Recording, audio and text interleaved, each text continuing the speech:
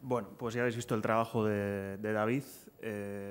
Creo que refleja muy bien lo que os comentaba antes, ¿no? Vemos siempre la trinchera, pocas veces lo que pasa detrás. Y yo, al igual que él, lo que he visto ahí es las bases de un Estado o de un autogobierno, además desde abajo, ¿no? O sea, de forma horizontal. En fin, abrimos el turno de preguntas. Si alguien tiene alguna cuestión o algún comentario.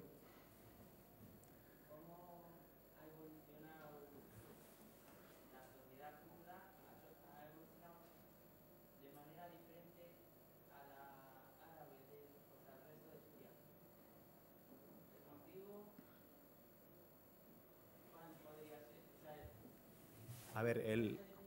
Sí.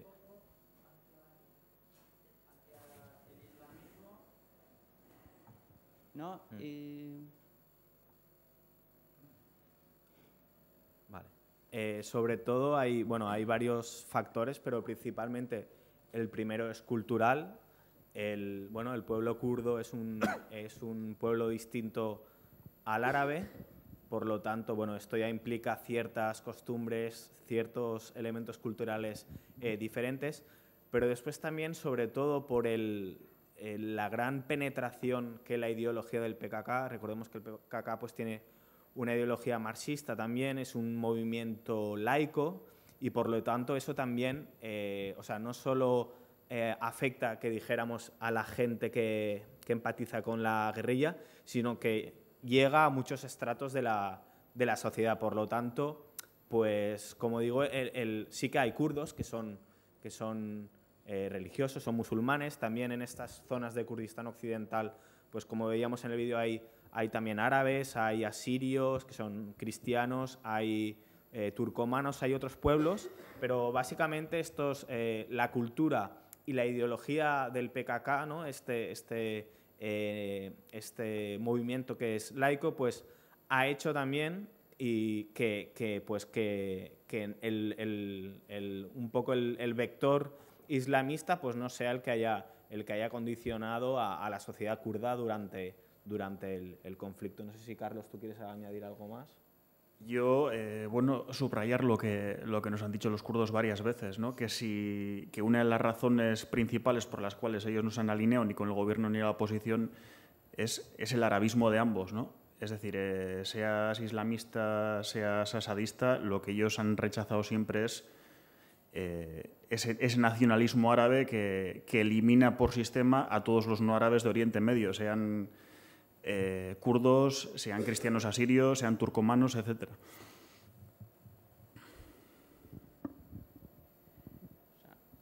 Por ejemplo, el feminismo se da en la zona kurda, pero no en la otra. Eso viene del PKK. Antes, porque si vamos antes del comienzo del PKK, a 1900, la sociedad kurda y la árabe partirían más o menos de un cierto parecido. La sociedad sería parecida. A nivel del rol de la mujer y la participación de la mujer en la sociedad, pues evidentemente, quizá con sus diferencias, pero a principios de siglo era bastante semejante porque voluntad democrática también.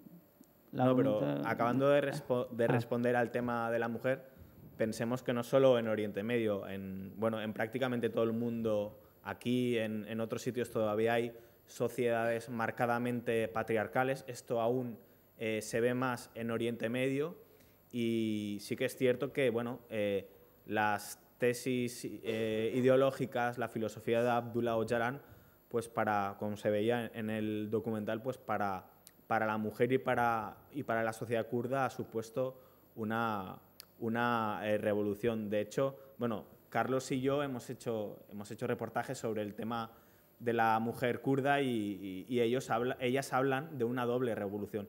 Primero, una revolución como mujer para jugar un papel activo en la sociedad y después, evidentemente, una lucha por el pueblo kurdo. Igual... Lo único, hay más gente que quiere preguntar, igual, si no te importa. Con el mismo o sea, el que haya sido igual una nación sin Estado ha podido que evolucionar hacia el feminismo y todo eso, el PKK.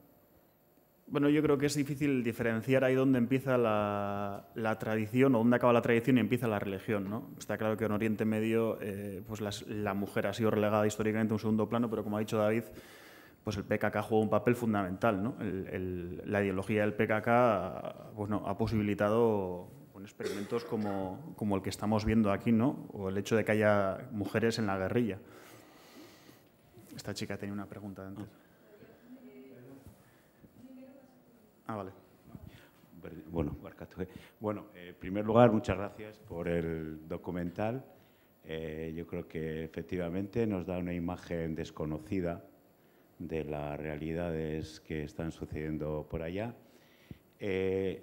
Sí, igual aclarar un poco qué pasó realmente en el pueblo kurdo con respecto a lo que fue Ginebra II, o si hubo representación de esta parte kurda, tiene en estos momentos canales de poder salir del entorno exclusivo de allí, qué proyección puede tener. Y luego, creo que ha habido tres ciudades o 3 zonas que se han hecho autónomas, ¿no? Un poco... ¿Responder tú? En relación a las conversaciones de Ginebra, que han habido 2 fases, ¿no? 2 fases dentro de esta segunda fase de Ginebra II. El documental se grabó hace un año, en marzo de 2013, y la situación ha ido cambiando. Aquí... si veis, hay políticos de 2 partidos, del PYD, que es el principal partido, ideológicamente cercano al PKK, y hay un partido que pertenece al Consejo Nacional Kurdo, que es el otro bando. El Consejo Nacional Kurdo está formado aproximadamente por 14-15 partidos y, a nivel de apoyo popular, pues estos 14 o 15 partidos suman prácticamente el mismo apoyo que solo ya aúna el Partido de la Unión Democrática, el PYD.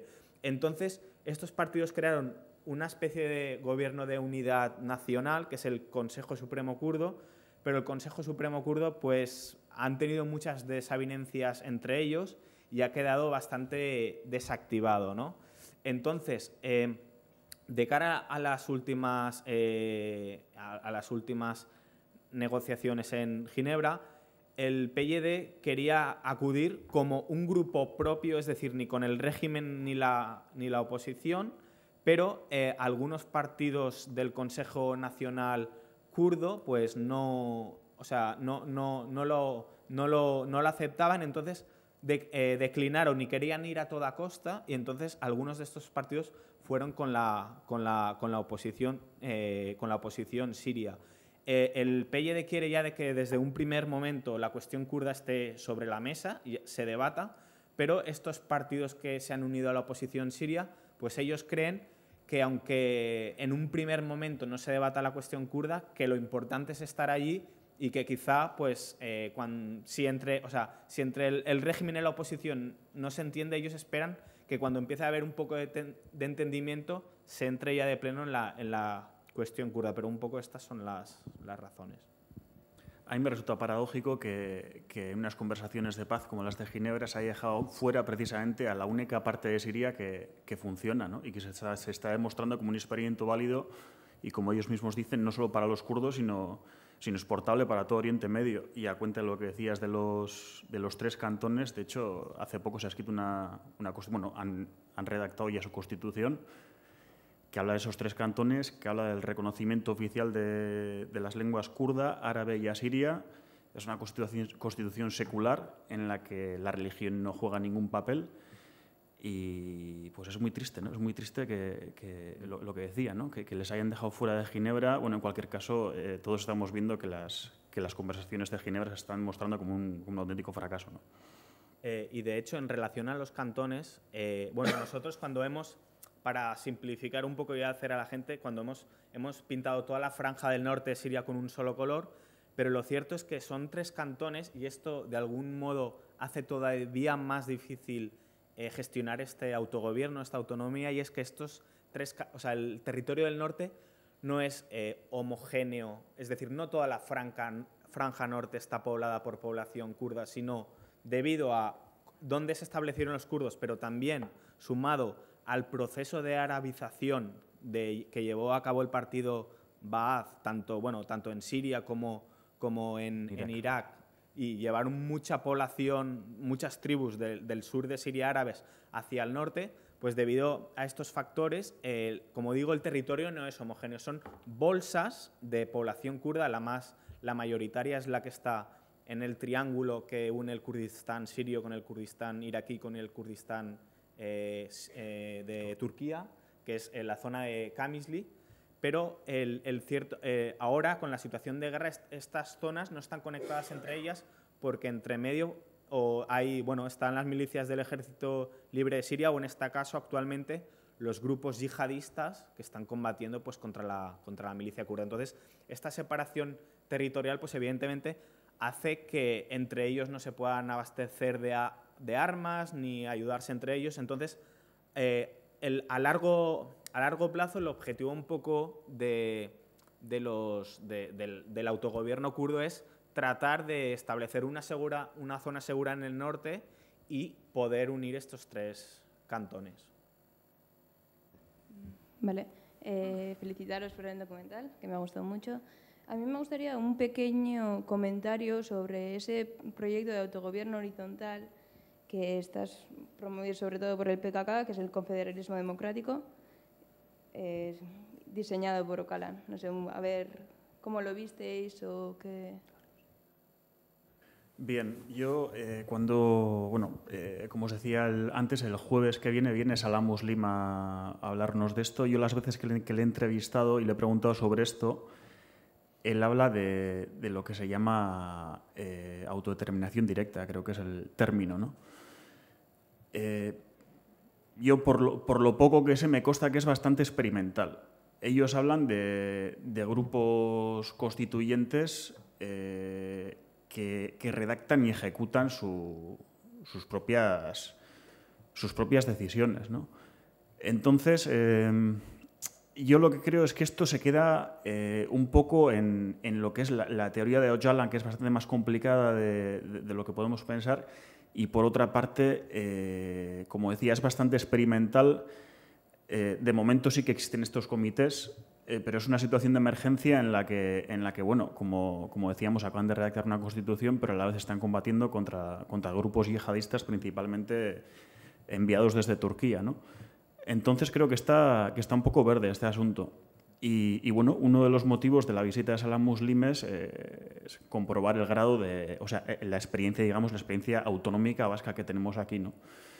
Y en este sentido, pues bueno, creo que necesitan ayuda de todo tipo, ¿no? Pues ayuda no solo económica, sino política y a nivel desde la misma sociedad civil. La verdad, por otra parte, decir que bueno, yo cuando David y yo hemos trabajado en zonas distintas, en cantones distintos, él entraba por el Kurdistán de Turquía y yo por el Kurdistán de Irak. Yo creo que cuando llegamos ahí, la impresión de los dos era que esta gente se los iban a merendar. O sea, no tenían armas, no tenían nada y en muy poco tiempo han creado todo esto, ¿no? Entonces, ¿esto a dónde va a llevar?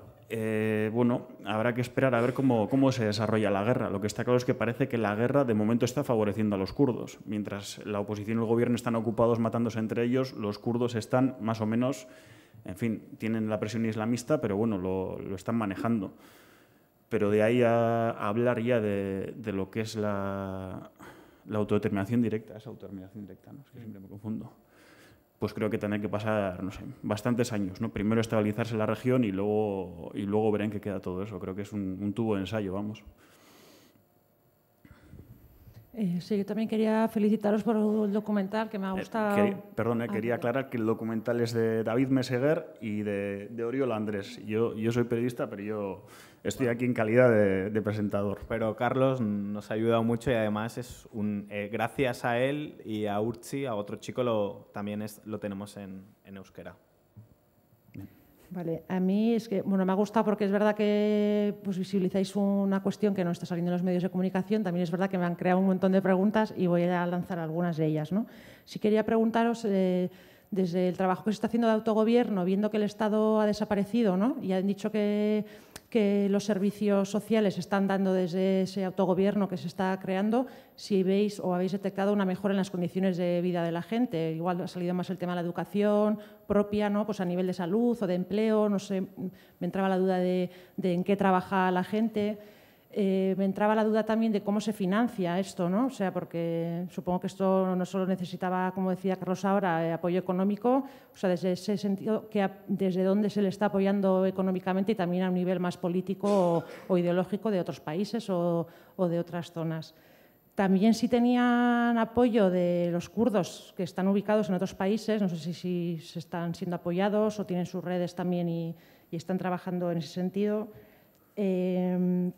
Y luego un poco a nivel de, la última ya, de sostenibilidad, que igual ahora sí que también comentaba Carlos, ¿no? O sea, mientras sigue la guerra parece que les está beneficiando, ¿no? Pero también es verdad que si en la ronda de diálogos ellos sí habéis dicho que muestran interés, pero desde la otra parte tampoco se les reconoce o se les da legitimidad, mirando así a largo plazo, si se fuera solucionando, esto se quedaría aparte, volverían a la situación de marginalidad o que han estado tradicionalmente, con ese sentido. Es que ricasco.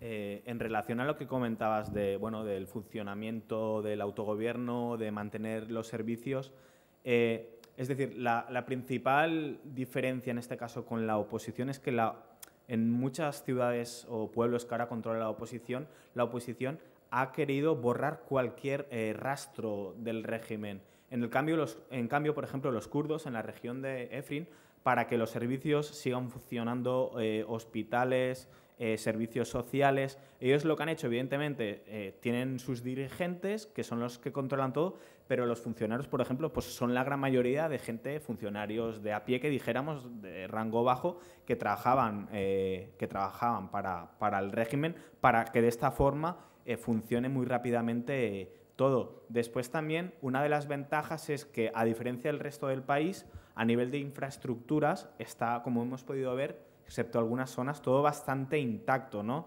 El hecho de haber jugado esta posición ni con el régimen ni con la oposición, pues, excepto en contadas ocasiones, ha evitado los bombardeos y los ataques del régimen, y también, pues, esta posición de autodefensa ha evitado que los grupos opositores, o en este caso islamistas, entren en la región. Después también un hecho muy importante que ha facilitado que cuando en la región de Efrin han tomado el relevo al régimen, los kurdos, es que ellos también, durante la época que el PKK tenía sus bases en Siria, en los años 80, pues tenían mucha organización. Por lo tanto, los comités, diferentes comités, solo tomaron el poder el control del territorio, están muy organizados ya y comenzaron a trabajar muy rápidamente. A nivel de financiación, los kurdos, así como la oposición o el régimen, la oposición tiene apoyo de Turquía, Qatar, Arabia Saudita, etcétera, dependiendo de los grupos. El régimen, pues todos sabemos el apoyo de Hezbollah, de Irán, Rusia. En cambio, los kurdos, pues prácticamente se tienen que autogestionar y dependen en gran medida de los kurdos de las otras zonas de Kurdistán y también de la diáspora. La diáspora, pues, está financiando en gran parte lo que está sucediendo hoy en Kurdistán occidental. No sé si Carlos quieres... Sí, luego, bueno, decir que lo que es la milicia kurda recoge aranceles en los pasos de frontera y que uno de los mayores obstáculos es el triste bloqueo económico al que le someten desde Kurdistán iraquí, ¿no? Claro, pensamos en los kurdos como un pueblo compacto, lo son históricamente, pero políticamente, aquí en el documental lo hemos visto, ¿no? Hay dos facciones muy diferenciadas. Una que tiene un vínculo con Barzani, que es el presidente del Kurdistán iraquí, que tiene buenas relaciones con Turquía, y por otro lado el PYD, que es el que manda, o el dominante, que tiene muy buena relación con el PKK, con el PUK del Kurdistán iraquí y con Irán. Entonces, por un lado, tendríamos un eje que sería Teherán, PUK, PYD o PKK, y por otro lado, Turquía, Barzani y el Consejo Nacional Sirio, ¿no? Que es el organismo que engloba a la oposición siria, a la que pertenece esa parte de los kurdos. Y de lo que comentabas de la presencia de kurdos de otras regiones en Kurdistán occidental, pues así como en este caso los grupos yihadistas pues han traído combatientes islamistas de diferentes países, Libia, Chechenia, Irak, etcétera.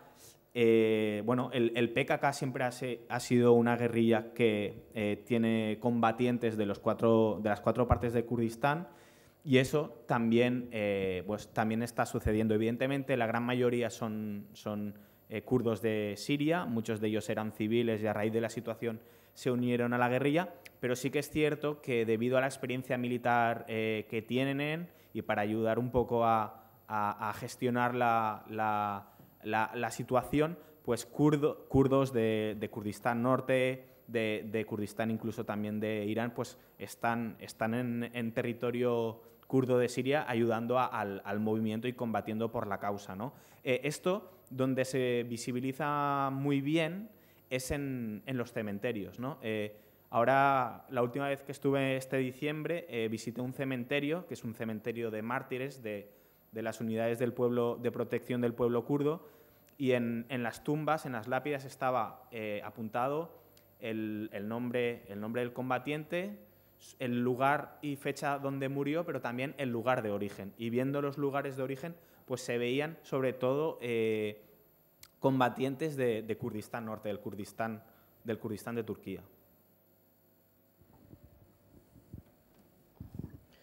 Opa, yo quisiera saber un poco más sobre la situación en la frontera con Turquía, porque bueno, habéis hablado mucho de la porosidad de la frontera, pero también es una frontera que ahora pues, está muy controlada, ¿no? Y con respecto a esta zona de autogobierno, ver si habéis notado vosotros si hay algún tipo de movimiento de refugiados sirios que piensen esa zona de autogobierno, aunque sea kurda, como un lugar para volver a Siria. Yo creo que en el documental se ha visto, ¿no? Aparecen refugiados árabes que se han refugiado ahí. Yo estuve por última vez en noviembre del año pasado y bueno, por ejemplo, en el caso de las minorías, como los cristianos de Siria, ¿no? Al final las minorías, sobre todo en Oriente Medio, se alinean con el que les garantiza la seguridad, ¿no? Y está claro que en Kurdistán occidental, en Kurdistán de Siria, el que garantiza la seguridad es la milicia kurda, ¿no? El tema de los drusos igual es el caso de los drusos es el más elocuente, ¿no? Es decir, tenemos drusos que son muy pro-israelíes, que viven en el lado de Israel, y tenemos drusos que son muy pro-sirios, pro-Assad, pues depende de dónde estés, ¿no? Y el tema de la porosidad, pues sí. Bueno, yo hice un trabajo precisamente sobre este tema, sobre cómo llegaban en autobuses con las cortinas echadas milicias yihadistas que penetraban por la frontera de Kurdistán Norte a Kurdistán de Siria, ¿no? Para matar a los sirios. Las ambulancias turcas evacuaban a los heridos a hospitales turcos, por supuesto no evacuaban a los kurdos. Uno le preguntaba, o sea, le pregunté de hecho al gobernador turco de la región y me dijo, bueno, que eso era impensable, que era un bulo, que Turquía estaba por razones humanitarias, pero en cambio el alcalde de esa localidad, Ceylan Pinar se llama, que era kurdo, me decía, sí, esto lo vemos todas las noches, ¿no? Y de hecho ya nadie llama a la policía porque cuando empezamos a verlo, todos llamamos a la policía y la policía siempre nos respondía lo mismo, no, está todo controlado, y les veían atravesar la frontera de noche, ¿no? Bueno, se habla incluso de que tienen una base en suelo turco, bueno, digamos suelo kurdo de Turquía, a la que no se puede acceder. Yo intenté llegar ahí y había un control de policía y no me dijeron que había una base, pero evidentemente no me dejaron pasar, ¿no? Y bueno, vemos cómo Turquía está combatiendo a Al-Qaeda en el oeste del país, en la zona noroeste de Siria, mientras que la apoya en el este del país para que mate kurdos.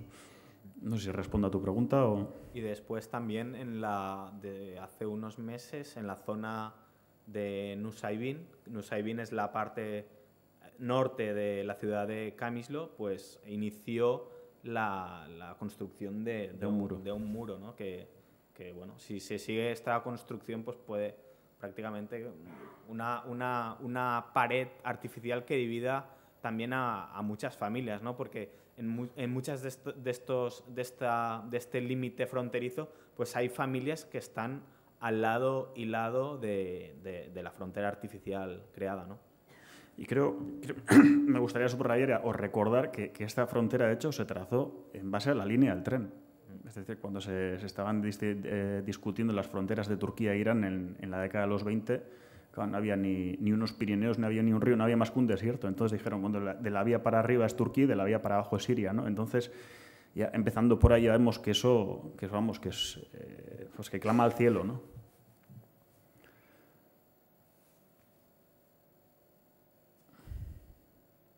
No sé si tenéis quizá alguna pregunta, quizá alguien tenga curiosidad en relación al rodaje, cómo fue, cuántos días estuvimos, si tuvimos o no dificultades para movernos, no sé. Porque en otras proyecciones que he hecho la gente me pregunta, bueno, ya os lo cuento yo por si tenéis curiosidad, ¿no? Esto lo grabamos, claro, lo ideal es estar mucho tiempo, pero sobre todo por cuestión de seguridad, pero también de cuestión de dinero, porque este es un documental que mi compañero Oriol y yo apostamos por el proyecto, nos fuimos sin ningún tipo de ayuda y que después, después un poco hemos podido financiarlo un poco para quedarnos a cero, pero ya al menos no tenemos pérdidas, que fue con una campaña de micromecenazgo, ¿no? Que mucha gente de aquí de Euskadi pues también contribuyó. Y bueno, el rodaje, como decía, por cuestiones económicas y de seguridad, estuvimos 16, 17 días. Era, de lo que habéis visto de este documental de 52 minutos, nosotros hemos resumido todo lo que teníamos. Teníamos entre 25 y 30 horas de material, es decir, hay que grabar muchísimo para después pues, filtrarlo todo y tener este resultado. Después también sobre el terreno, el frente de guerra estaba alejado y bueno, simplemente había muchos problemas logísticos, ¿no? Esta zona de Efrin, que por el norte está la frontera turca y por la parte sur está el ejército sirio libre, los grupos islamistas, pues siempre tienen problemas de abastecimiento, ¿no? Tanto muchas veces de productos, pero también de combustible. Y en ese momento no había prácticamente electricidad. Cuando estábamos en algún sitio, pues siempre funcionan con motores estos de gasolina, ¿no? Entonces, claro, nosotros como antes, un poco cómo se gestó el documental había estado yo en 2 ocasiones, ejerciendo mi trabajo de periodista, sobre todo para medios escritos, pero también había hecho algún reportaje para televisión. Entonces yo dije, ostras, lo que está pasando aquí es un momento histórico, aquí hay chicha, hay material para hacer un documental. Bueno, entonces regresé a Barcelona, hablé con mi compañero Oriol, que él tiene mucha experiencia con la cámara y había participado en otros documentales, y empezamos a trabajar. Entonces, un poco para no caer en el estereotipo de hacer un documental del frente de la guerra, que ya se habían hecho algunos de Siria, pues decidimos un poco incidir y entrar dentro de la sociedad kurda y de lo que se estaba gestando, ¿no? Entonces establecimos cinco áreas temáticas, que es lo que se ve en el documental, ¿no? La educación, evidentemente muy importante, el tema de la cultura, que era la joven cantante, el tema de los medios de comunicación, medios que nacen en lengua kurda, después el papel militar, y en el papel militar también incluíamos el rol de la mujer kurda en la sociedad, y por último el tema político. En base a estos 5 elementos era pues, en los que queríamos focalizar el documental. Alguno de los personajes, como el profesor Ali, que es un personaje muy potente, yo lo había conocido en uno de mis reportajes, entonces tenía claro que él quería que fuera uno de mis personajes. Entonces, solo llegamos, yo intenté hacer un poco de trabajo de producción previa, es decir, hablando con la gente de allí, desde aquí un poco, explicarle qué queríamos hacer, qué personajes o qué ámbitos queríamos tratar. Entonces, como decía Ali, ya lo teníamos, entonces solo llegar fue comenzar a grabar y a estar con él, a compartir pues, muchas horas con él, con su familia, y mientras teníamos a él, que ya lo teníamos seguro, íbamos hablando y buscando otros personajes. Y a medida que íbamos teniendo otro, pues trabajamos en buscar otro. Y un poco fue así, como digo, durante 16 días, desde que salía el sol hasta que se escondía, pues a grabar todo el material que pudimos. Y bueno, después, una vez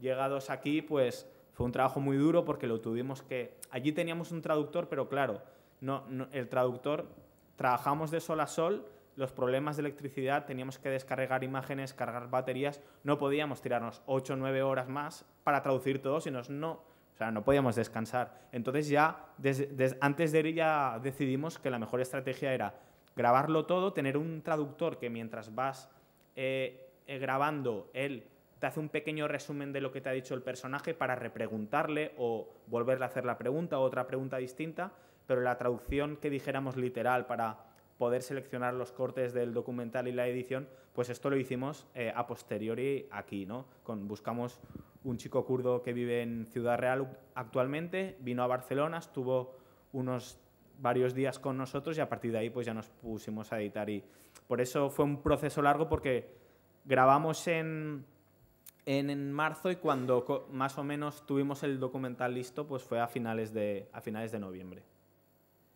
No sé si en base a esto queréis preguntar alguna curiosidad más o a Carlos. Bueno, deciros que si queréis colaborar con este proyecto podéis adquirir el documental, ¿no? Sí, he traído algunos documentales también para financiarnos un poco porque de momento lo estamos moviendo a nivel internacional a ver si alguna televisión interesa. El problema es que muchas televisiones, cuando les dices kurdos de Siria, lo primero con lo que se quedan es más Siria de momento no. Ellos piensan que serán como varios documentales que es destrucción, historia, bueno, los documentales que se han hecho hasta ahora del conflicto sirio. Entonces estamos ahí a ver si a alguien le interesa, pero como digo es un proyecto que nos hemos autofinanciado y con la ayuda de mecenas y bueno, cuando vamos por haciendo proyecciones y tal, pues llevamos DVDs por si alguien lo quiere a lo mejor para regalar o lo que sea y es la manera que estamos teniendo un poco de recuperar la inversión.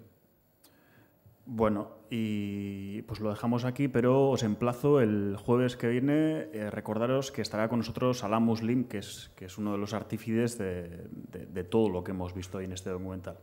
Eskerrik asko etortzeagatik eta urrun arte. Eskerrik asko a todos. Muchas gracias.